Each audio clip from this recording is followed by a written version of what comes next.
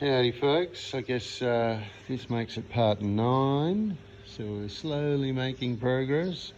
Those of you that have been paying attention have probably already recognised this piece that I found hiding inside one of the valves. And then thought, oh, must be a bit of the rocker arm positioner spring. But I've just found another piece that looks like a bit of a match for a ring, so I don't know if I'm looking for a spring anymore. But anyway, so I'm just about to dive into my manuals and see if I can't work out what part that might be. Anyway, in between Mazda and Perkins, hopefully I'll find an exploded picture of something in the top end which might give me some indications. Alrighty, bit of reading. Righto, so I went through both manuals and there's nothing in the head area that matches that gauge or radius or anything other than those intermediary springs in between the rocker arms. So yeah, and then none of those are missing any length. They're all the same, they'll measure the same, get the same winds. So a little bit miffed there how that could happen or what's going on there. Another thing I did notice though is the valve springs. In both manuals it says there should be an inner and an outer valve spring, and of course these are just single valve springs. So that's for the original Perkins from the 70s plus the Mazda engine through the 80s. So it says E4100. Maybe there was a difference between the E4100 and a T4100. Anyway, another mystery to solve along the way. Alright, so this morning we're into it.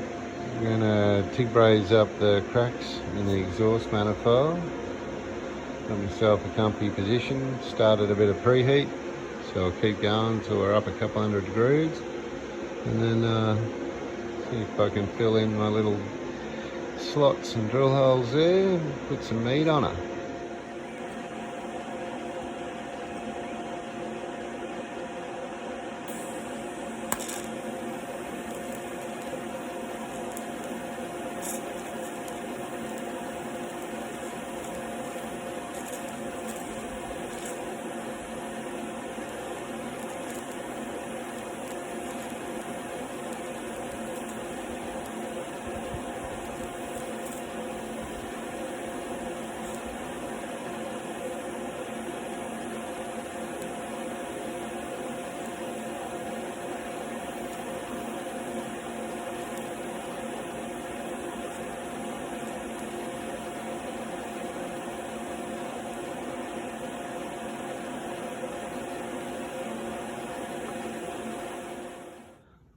Alrighty, so pretty much fix those cracks up.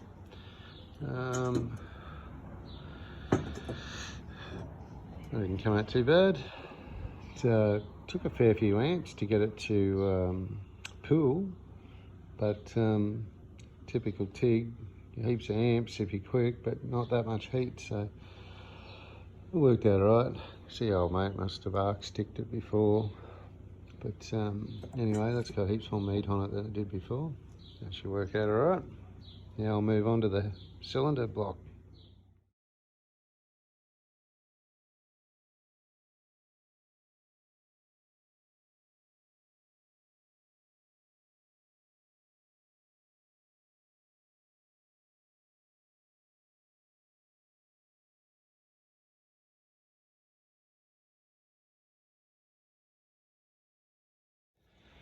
Okay folks, you can see from the time lapse, did a bead around the stainless steel insert, had positioned there, wet in quite nice, went pretty quick so didn't get much heat into the block at all, so that cooled down nicely pretty slowly with the torch. So yeah, let's let that cool down and then we can start profiling it, and yeah, hopefully I don't stuff that up, and I'll be in business. Alrighty, so got all the holes covered up. I'll put a little bit of tape inside that one. Made a bit of work for myself, making it so tall, but got some different kinds of stones up there. I'll just start profiling away, and should be able to get it pretty good. For those of you rolling your eyes back, remember there was a bloody great hole there before, so I don't know what you think I'm going to do that's any worse than that. But anyway, for those of you still watching, this should get interesting. Rightio, so I've had that down the machine shop for the last 20 minutes. And it's not looking too bad, it's getting there. Don't know how far I'll go. It's the end of the day. It's going to work, even if I leave a little lip, but it's better than making low spots. But yeah, she's getting pretty close. It's got a lot more meat in between the push rod oil cavity and the oil gallery, so that should work well. Maybe a little bit more love, and then we'll whack a head on.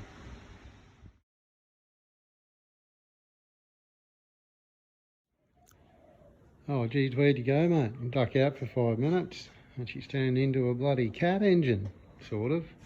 Cat paint job anyway. So, all taped up, layer of undercoat, come back tomorrow, put the top coat on, and then throw a head back on. The clutch is installed. That's pretty simple, just bolts on, so didn't video that. Yeah, coming along. Start with the head, then bolt on all the accessories, and then I can start focusing on painting the engine bay. But yeah, she changes it a bit, little lick of paint. Cool. Righto, so the girl's got itself its top coat in the old cat yellow. So we'll give that a bit of time to dry off, and tomorrow I'll start putting everything back together. Rightio viewer, so I've got the new head gasket sitting in place. Remember to put the dowels in. There's 2 of those. Just sit over 2 of the head bolt holes. I'm just going to give the head a little bit of a blow down and a clean up. I've already wiped that side down with brake clean. I'll give that a bit of a clean up underneath and make sure my dowel holes line up perfectly with that, making sure I'm not overlooking the obvious, and we'll sit that puppy on. Bit of time lapse. Yeah, viewer. So as I was about to well, clean the head and get ready to put it on, I just thought I'd have a look in all the holes and have a poke around and clean stuff. It looks like you've got a bit of steel floating in there. Don't quite know what that's off yet. I'll have to try and get it out in the water gallery there and try and ID it. Could be anything. An old Welsh plug that's been pushed in, or who knows. But anyway, stay tuned, another mystery. So the bulk of it's still up in the head, but I managed to break a bit off, and it sort of looks cast. It could have been a manufacturing fault from day one, maybe.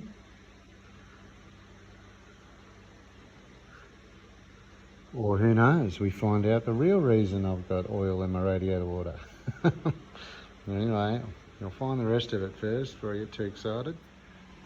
Rightio, so as it turns out, it's actually quite a big piece of metal in there. Can't get it out of the water gallery. It's breaking up. It's really brittle, like it is cast. So I'm just going to pop out the Welsh plug. I've got some spares. I should be able to fish it out through there, and then pop another Welsh plug in. So I'll give that a red hot go. Might do a little bit of time lapse, see what that looks like. Alrighty. So as soon as we open it up, I don't know if you can see that in there, but there's that piece of metal. So I'll fish that out, and then we'll try and identify it. We'll have a bit of a look around inside there while we're there and see what other exciting things we can find.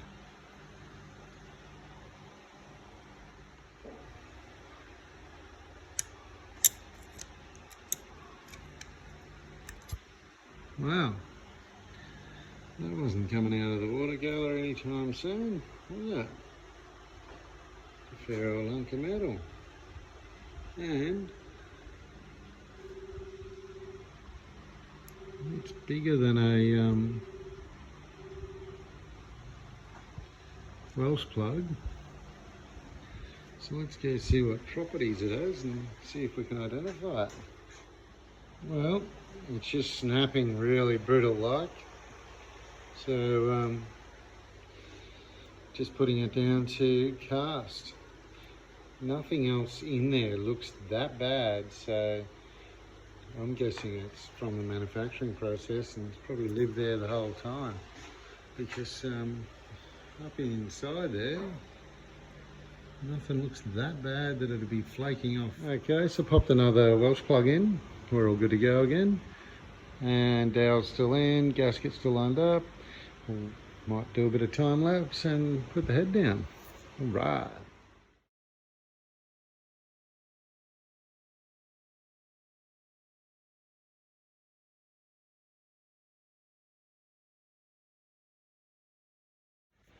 Alrighty, so head sitting on nicely. You would have seen I just put the exhaust manifold on just to level out the sideways rotation. Probably the weight of the injectors, making it tip over on an angle, just so it sat down properly.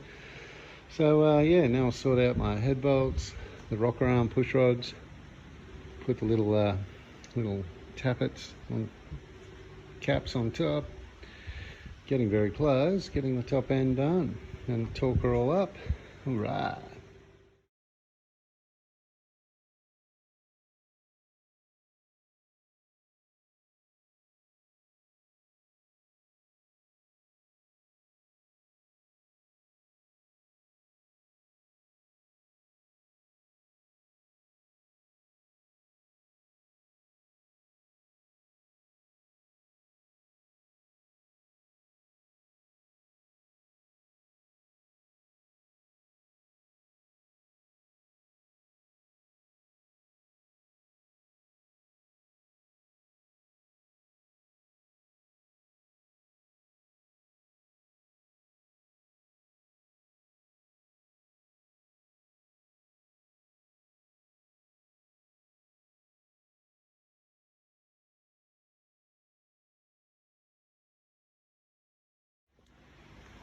Rightio viewer, so I've just placed all of the head bolts in there. Would have been a lot quicker if I didn't number them, but they're all numbered now for my bolting sequence. So along the way, just had to make sure the push rods stay located, because everything twists and turns while you do it. It's no biggie though. Everything's in except number 24 because of the bend in this lift mount. Just got to pop a bit of tension off these, drop that 24 in. I'll leave that hanging off loose so I can still torque. Then I can start torquing these babies up as per the sequence, of course. And then we'll see what that looks like.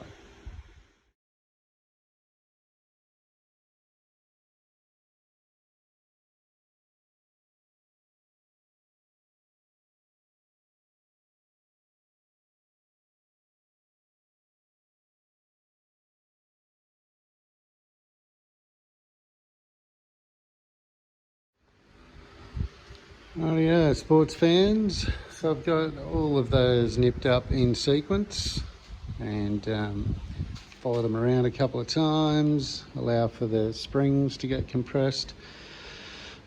Depending on where the cam lobe is, some springs are compressed at the moment, like that one. Yeah, so anyway, now I'll set my torque wrench up and do the same thing with the torque wrench. Go up in 3 stages, get myself the final torque.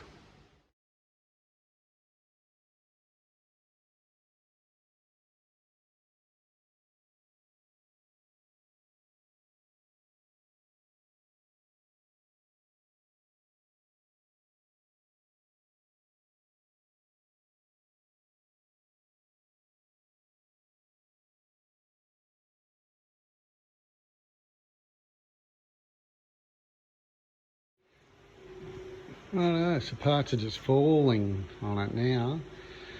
So water pipe on, exhaust manifold. Might put that turbo on next. And I can put fuel lines. Start thinking about the exhaust, the inlet manifold. So yeah, she's coming.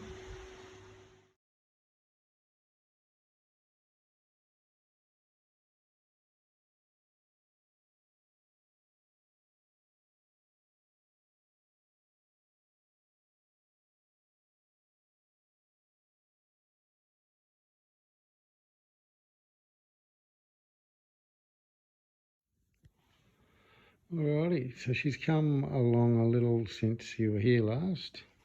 Everything I've done is just a simple bolt-on, turbo, alternator, exhaust manifold, water pipe. Did the fuel rail from the top, return.